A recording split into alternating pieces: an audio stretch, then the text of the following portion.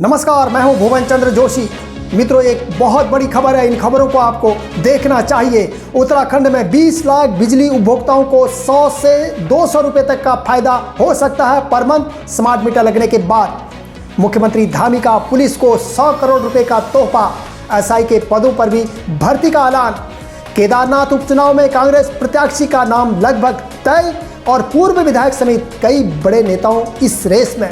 New Zealand ने जीती भारत में पहली बार टेस्ट सीरीज और दिल्ली की सड़कों में जल्द गायब होने वाली हैं 5 लाख कारें और 20,000 तक का जुर्माना भी लग सकता है। रुद्रप्रयाग से एक बहुत बड़ी दर्दनाक खबर है। रुद्रप्रयाग से बेलिनी में एक युवक की खाई में गिर जाने से मौत और पूरे गांव में शोक की लहर। उत्तराखंड के पर्वतीय क्षेत्रों में पड़ी ठंड और केदारनाथ जी के दर्शन के लिए उमड़ी भीड़। अब खबर है विस्तार से। दिल्ली में BS3 पेट्रोल और BS4 डीजल कार अगर आप चला रहे हैं तो इसे आप छोड़ दें और सार्वजनिक वाहनों में यात्रा करने की आप आदत डाल लें, क्योंकि परिवहन विभाग ने जल्द ही इन कारों पर प्रतिबंध लगाने का आदेश दे दिया है। यानी ग्रेस 3 के नियम के तहत होते ही ऐसा वाहन चलाना अगर चलाते हुए आप पाए गए तो उनके मालिक के खिलाफ 20,000 रुपये तक का जुर्माना लग सकता है। दिल्ली BS3 के करीब 2 लाख और BS4 के करीब 3 लाख वाहन हैं और डीजल वाहन हैं। दिल्ली में ऐसे कुल 5 लाख कारें पंजीकृत हैं जिनमें दिल्ली और NCR क्षेत्र में आगमन करते हैं। ये कारें आज से नहीं चल सकेंगी। इन कारों में प्रतिबंध इसलिए भी लगाया जा रहा है क्योंकि दिल्ली में कुल होने वाले प्रदूषण में वाहनों की हिस्सेदारी करीब 40% के करीब है। 28 लाख बिजली उपभोक्ताओं के 100 से 200 रुपए तक बचेंगे। स्मार्ट मीटर लगने के बाद होगा उत्तराखंड में फायदा। स्मार्ट मीटर लगने के बाद एडिशनल सिक्योरिटी चार्ज वसूलने का सिस्टम पूरी तरह से समाप्त हो जाएगा। आम उपभोक्ताओं से हर महीने 100 रुपये से लेकर 200 रुपये तक एडिशनल सिक्योरिटी चार्ज वसूला जाता है। बिजली उपभोक्ताओं का फायदा होने वाला है। बिजली उपभोक्ताओं को हर महीने 100 से 200 रुपये तक बचेंगे। बिजली के स्मार्ट मीटर लगने के बाद उत्तराखंड में 28 लाख बिजली उपभोक्ताओं को एडिशनल सिक्योरिटी चार्ज से राहत मिल सकती है। आम उपभोक्ताओं को हर महीने 100 से 200 रुपये तक का फायदा हो सकता है।